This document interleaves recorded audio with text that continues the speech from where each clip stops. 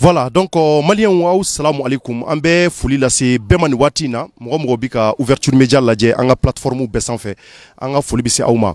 An b'a fɔ hali bi Mali ko in Ala k'a ko kɛ hɛrɛ y'an bolo. O ye Mohamed Yusuf Bacili ni o ye Razbaci ye. Malien an y'a mɛn k'a fɔ ko Razbaci ko a bɛna bɔ bi ko liberté bɛna di Rasta ani maa minnu bɛ k'u minɛnen don k'a fɔ waati dɔ kɛra la a bɛ kalo 2 bɔ n'i ma fili. O kalo 2 kɔnɔna na a fɔra ko olu de bɛna jamana déstabiliser o kɔrɔ ka jamana yigi yɔkɔ ka bɛnbɛnbɛn dɔ sigi jamana kan a kumakan mun n'a fɔra a ma dogo aw si la ouverture média an yira kɛnɛ bɛɛ kan ka sababu kɛ fɛn caman ye bi fana ye don dɔ n y'a fɔ cogo mun na an y'a ye k'a fɔ ko kow taara cour d'appel de la kumakanw jarila depuis dɔgɔkunjan tɛmɛnen o kɔnɔna na an sera ka Yalikoyi wele téléphone na an ka plateau sanfɛ pour que ka se ka ko fɔ a n'a forme dɔn mais Yalikoyi ye fɛn caman fɔ an ye nka an nana ye tuguni k'a fɔ ko bi ko an ka Mali sariya tigɛbaaw u y'a yira k'a fɔ ko u kan ka bila u kan ka bila ka da kun jumɛn kan Yalikoyi bɛ n kɛrɛfɛ Razbaci kanubaw caman bi yan wa maliyɛnw ni an ye kasobonba de da i bɛ CDR la i dogolen tɛ bɛɛ b'o kalama ko in daminɛnen fo kana bila bi la e de b'a ko bɛɛ ɲɛmɔgɔya la ni ka bila i yɛrɛ baarakɛɲɔgɔn caman ma i ye kunnafoni dila ye en même temps i bɛ CDR kɔnɔ donc an y'a ye ko Rasta kan ka bila bi ko liberté kan ka d'u ma ani ka fara ani maa minnu minɛnen don mun de kɛra exactement pourquoi bilali in bɛ yen nɔ. D'accord i ni ce ɲininkali la comme i y'a fɔ cogo min na i ka note introductive kɔnɔ a bɛ kalo damadamani bɔ bi depuis le 21 décembre an bɛ nin kɛlɛ la ka sababu kɛ u taara Razbaci min a fɛ le 21 décembre sécurité d'état mɔgɔw ko o don an tun ma se k'a dɔn kun min kama a minɛna bon le lendemain mardi an y'a mɛn k'a ni ko mɔgɔ wɛrɛw minɛna ka fara a kan donc an y'a sɛgɛsɛgɛ u ko ko bon k'u minɛna ka sababu kɛ k'u tun bɛ fɛ ka jamana déstabiliser bon an ye action caman mené dans ce sens là an ye conférence de presse kɛ an ye caravane kɛ au-delà de ça également an ye action wɛrɛw kɛ tract ni affiche caman an y'olu fɛn k'u bila cari dugu kɔnɔ donc avocat yɛrɛ fana ka niveau la olu tun ye conférence de presse kɛ k'a jira k'a fɔ le dossier est vide u y'o kuma fɔ Kassim Tapo yɛrɛ y'a fɔ a ko ko bon ko et puis fana procédure kɛra cogo min na ce n'est pas normal sécurité d'état da ka don mɔgɔ minɛ la u ka baara tɛ mɔgɔ minɛ ye u kan ka renseignement de ɲini k'a bila à la disposition de la justice donc procédure tɔ kan ka kɛ cogo justice b'a kɛ ten bon o de sen fɛ o kɔfɛ o ko ka ninnu nɔ bila donc u kɛlen k'o fɔ o ye liberté provisoire fɔlɔ don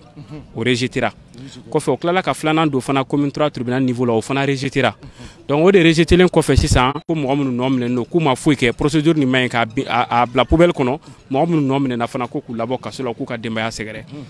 donc ale kɛlen k'o kɛ a ye délibéré bila mardi min tɛmɛna donc o mardi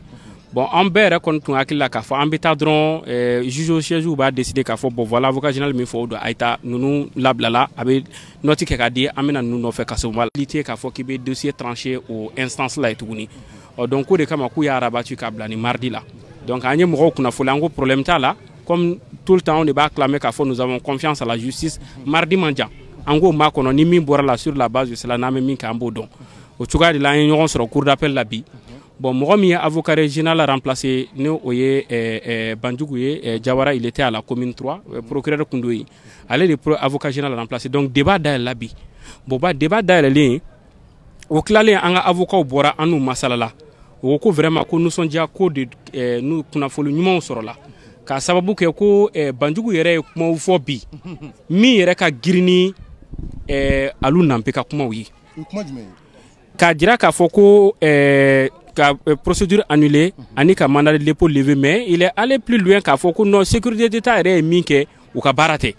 ce n'est pas leur mission c'est comme déjà s'ils sont venus sur le champ de la justice qu'a essayé ka justice ka mission ka empiéter plutôt donc maintenant u y'o baaraw de a y'o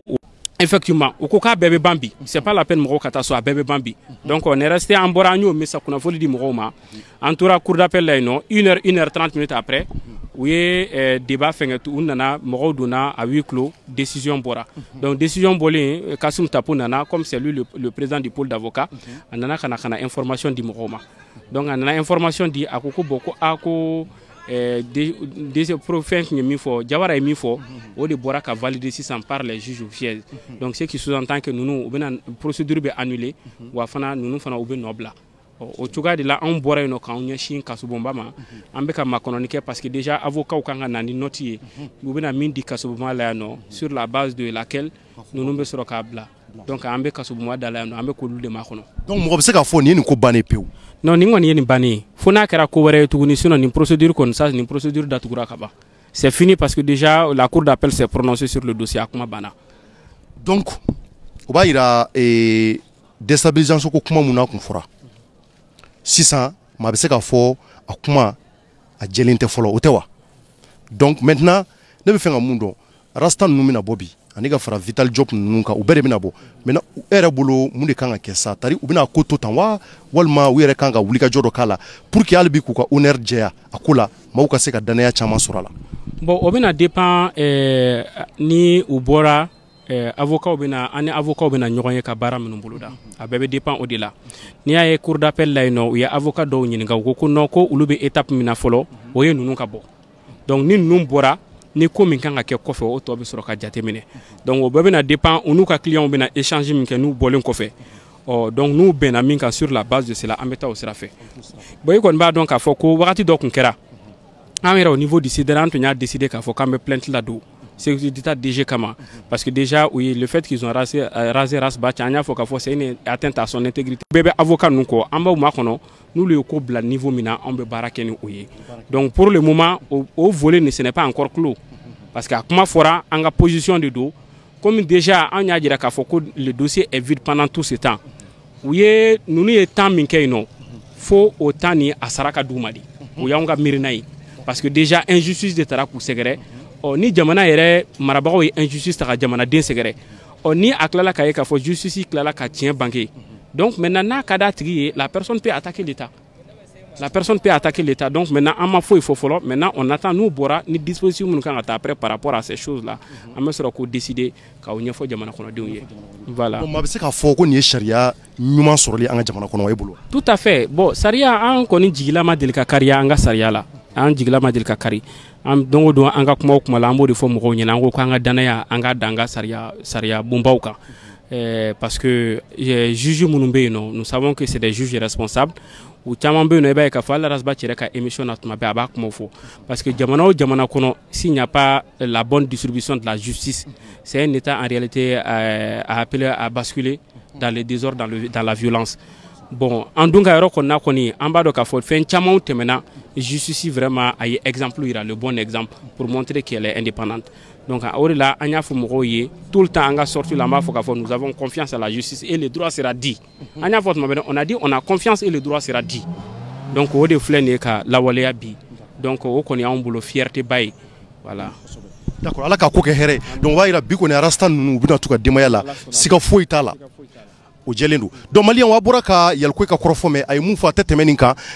ale de bi CDR mɔgɔw ka se k'u ka kuma caman lase ko minnu bɛ a kɔnɔ a b'a bɛɛ kalama wa a yera kɛnɛ bɛɛ kan wa k'a daminɛ ko in daminɛ na fo kana bila bi la a ma sigi a ma da a y'a kɛ a kungo ye anw yɛrɛ b'o kalama bɛɛ mana wulikajɔ fɛn fɛn kɛ kunnafonidilaw yɛrɛ mana wulikajɔ fɛn fɛn kɛ an bɛ se ale de ma walasa a ka se k'an bɔ kunpan na fɛn caman na nka a yɛrɛ bɔra k'a ye ko in kɔni a tigɛra nin cogo la rasta a ka maaw kɛmɛ ka yɔrɔ fa an ɲɛ tɛ jama caman na en attendant que rasta ka bɔ an ɲɛ tɛ jama la jama de kɔrɔtɔlen don muso fara cɛw kan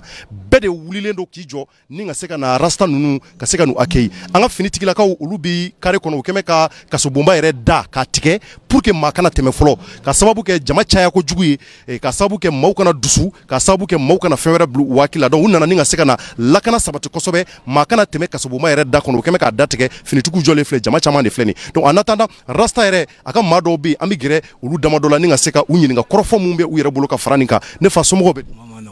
kuma ma nɔgɔ i ma o ma e tɛ kuma la quoi d'accord an ka gɛrɛ ne fa sama tɔgɔ duman jamu c'est Jara Mohamed. Oui oui. E ye rasta kanuba ye vraiment n ye rasta kanuba ye donc mun b'e bolo bi nisɔndiya jumɛn b'i bolo bi nin ko an bɛ ala de fo k'a barikada ne nisɔndiyalen don kosɛbɛ surtout bilali fɔra ni hakilina min yɛrɛ ye foyi ma ye donc o ye kanu o ye nisɔndiyaba ye k'a di anw yɛrɛ ma bi vraiment nisɔndiya ka bon kojugu kan vraiment an b'i yɛrɛ fo kosɛbɛ i ka nali la kɛnɛ kan. o b'a yira su in na i bɛna taa sɛ san ka firitu. non n'o ye ɲɛ bila ka ban an ye ko dɔw préparé nɔ ka ban n'ala ka jɛ o kɔni n'ala sɔnna amina. merci beaucoup merci d'accord hali bi an bɛ gɛrɛ bu bɛ yan nɔ bu yɛrɛ bɛ yan bu ye rasta kanuba belebeleba ye an tɛ se ka taa fiyewu n'an ma kuma di bu ma parce que n'i ye rasta ye dɔrɔn i ye bu ye bu ko bɛ cogo di su yɛrɛ bɛɛ b'i la bi dɛ cɛ parce que n b'a dɔn ko bilali bɛ sɔgɔmada in na i b'a dɔn ko bilali bɛ sɔgɔmada ouais o b'a dɔn wala d'accord ok donc maintenant nin ko in kɔni tɛmɛna k'a taa daminɛ na fo sisan i fana ma sigi Yalko ma sigi cogo min na e yɛrɛ ma sigi ten Sam Sama balima sigi ten CDR bɛɛ a muso fara cɛw kan ala muso kuntigiw filɛ yan u si ma sigi i tora ka gɛrɛ a tɔgɔ Wallet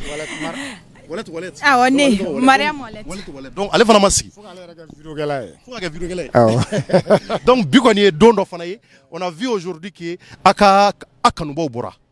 mɔgɔw ko an y'a ye mɔgɔw tun b'a ŋunuŋu k'a fɔ ko maa tɛ rasta kɔ jaa maa b'a kɔ parce que an ɲɛ bɛ jamana olu ye jɔnniw ye olu ye zirindalaw de ye parce que hali olu dɔw b'o fɔ hali u somɔgɔw u tɛ se k'u yɛrɛ somɔgɔw labɔ mais i yɛrɛ ɲɛ bɛ mɔgɔ la depuis 13h ni jama bɛ yan nɔ ni kanubagaw tɛ san b'a sɔrɔ u taara voilà donc o b'a jira u déterminé don walahi mais nisɔndiya jumɛn b'i la ne yɛrɛ nisɔndiyalen don parce que depuis sɔgɔma depuis 8h mɔgɔw bɛ cour d'appel la fɔlɔ an yɛrɛ de hali dɔw ko bɛɛ tun bɛ ka weleli kɛ k'u bɛ taa an ko non u ka sabali an dalen don justice la an ka to justice kɔ bon ala y'a kɛ an y'o min fɔ a kɛra ten dɔ fɛnɛ parce que caman tun bɛ ka siran ko Jawara bɛna yɛlɛ bon ala y'a kɛ o yɛrɛ ye min fɔ dɔ in yɛrɛ m'o fɔ awɔ dɔ in jɔnni na Alu Nanpe donc Alu Nanpe nisɔndiya ko kuma min fɔ a ye a y'a mɛn ko procureur kura kɛra Banjugu Jawara ye caman siranna ko ko Banjugu kana ko in gɛlɛya ka dɔ fara volume kan nka a ma kɛ ten mutation ye caman na siran mais a ma kɛ ten dɔ quoi fɛn o fɛn n'a bɛ kɛ tiɲɛ ye ala ta de ye quoi a mɛnna cogo o cogo a bɛ laban tiɲɛ de la quoi i ye nkalon dilan cogo o cogo don dɔ la tiɲɛ b'a bange bon a kɛra ten dɔ de quoi parce que caman kun siranna ko Jawara bɛ yen nɔ fɛn ninnu mɔgɔ ma mutation in faamuya quoi mais ala barika la Jawara yɛrɛ nana ka dossier ta k'a jira c'est à dire que kun yɛrɛ de t'a la quoi jusqu'à ce que a ye minnu y'u minɛ n'o ye sécurité d'État a ye sécurité d'État yɛrɛ accusé k'u tun man ka nin kɛ u ka baara tɛ voilà bon nimisa min yɛrɛ b'an kan sa bon nimisaba tɛ parce que hakili de don quoi a ma faga a ma bana a ma foyi mais u ye kunsigi bɔli min k'a kun o y'an tɔɔrɔ parce que mɔgɔ caman bɛ k'i fɛ a la quoi a ma diya mɔgɔ caman ye quoi mais ne yɛrɛ b'a fɔ dɔ ye n ko kunsigi tɛ quoi min bɛ hakili la i kunkolo kɔnɔ o de ka gɛlɛn quoi u tɛ se k'o bɔ quoi kunsigi in tɛ foyi ye hali n'i y'a golo wuli ka bɔ yen a bɛ tila ka falen voilà maintenant e gɛrɛlen don Rasta yɛrɛ ka denbaya la a furumuso hakili la a bɛ k'a lajɛ nin waati in na ani ka fara a denw kan donc an b'a dɔn nisɔndiya bɛ bi kosɛbɛ e de bɛna Rasta voir don o don i bɛna dumuniw d'a ma i bɛ taa muso voir ka kunnafoni dumanw fɔ muso ye ka hakiliw sigi e ni lasi maintenant ani furumuso ye ɲɔgɔn ye bi ni kuma duman in fɔli a ye a kɛra cogo di bon a denbaya bɛɛ nisɔndiyalen don hali a ka cɛkɔrɔba yɛrɛ bɛɛ ye weleli kɛ depuis an bɛ tribunal la yen bɛɛ nisɔndiyalen don kuma duman jumɛn fɔ kuma duman dɔ ma bon a ko ale y'a fɔ an ɲɛna an kana kɛ ni mankan ye an kana kɛ ni tiɲɛni k'an ka to tiɲɛ kɔ ko tiɲɛ ma bange bi wa